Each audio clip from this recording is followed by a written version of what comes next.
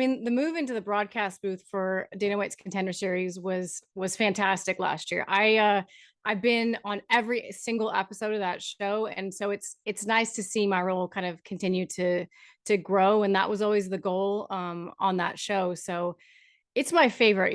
That show is kind of its own animal. It's not only do you have what makes MMA so special in any, in any application of it, you have that added drama of Dana White being right there, and then these young men and women achieving their lifelong dream potentially of getting into the UFC, and yeah, being there for that is just it's awesome.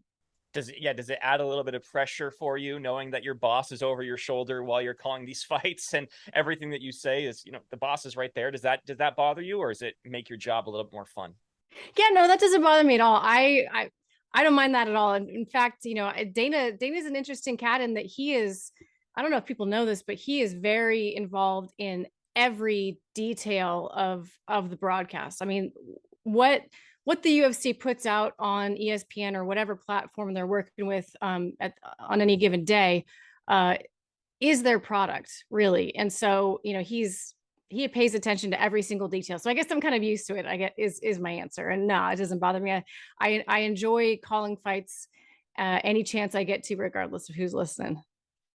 Yeah, that makes a lot of sense. Well, so obviously this is it's a male-driven industry, male-driven sport. Obviously, there are a lot of great female fighters, but what are your thoughts on being like, are you the first or one of the first women to Yeah. ever do color for major fight promotion like this?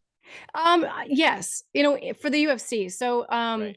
it's kind of an interesting story. On UFC one, before Zuffa and before Dana White and before all of the people that we think of as being the UFC, before they were involved, when the UFC was very first created, and it was that wild tournament style with no weight classes and basically no rules, and like Right. total Wild West situation. On UFC one, Kathy Long was one of the color commentators. And so I'm not technically the first, but I'm definitely the first under the Zuffa banner. And yeah, it's been really cool. I felt like, I don't know, it took a long time for me to make that dream come true. And I'm still working on getting to that fight night status, but I love it. And it's kind of something I've done my whole life, just sort of being one of the guys. And I'm fortunate that my broadcast experience and my fight experience sort of met at the perfect apex. And it's the women are still early enough in the sport that there are not, hundreds and hundreds of them that would be able to fill a role like this and have the TV chops to do it. So Sure. a little bit of luck involved, I think. Timing luck anyway, but Yeah, a lot of hard work as well.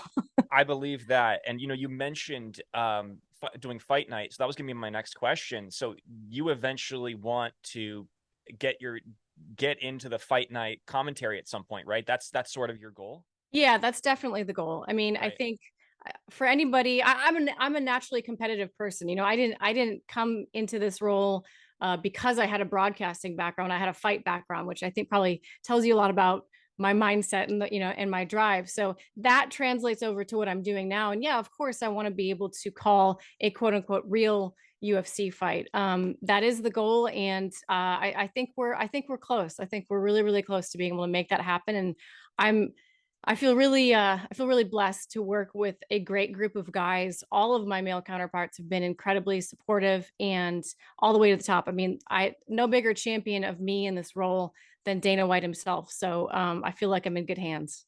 It's awesome. So what would it mean to you to be the first woman to do a UFC fight night? I think anybody that does this sport, or I shouldn't even say that, anybody that is really passionate about their work, regardless of what field they're in, I think we all want to leave our mark in one way or another on the world, right? Whether it's through being a mom and leaving your mark on your children, or being a Hall of Fame football player. I think we all want to leave some sort of legacy behind us. And so for me, not continuing my fighting career, I had a very short fighting career. Um, this is my way of being able to leave my little fingerprint on this sport forever. And it means, man, it means the world to me to be able to do that, because records can be broken, but there's only one first.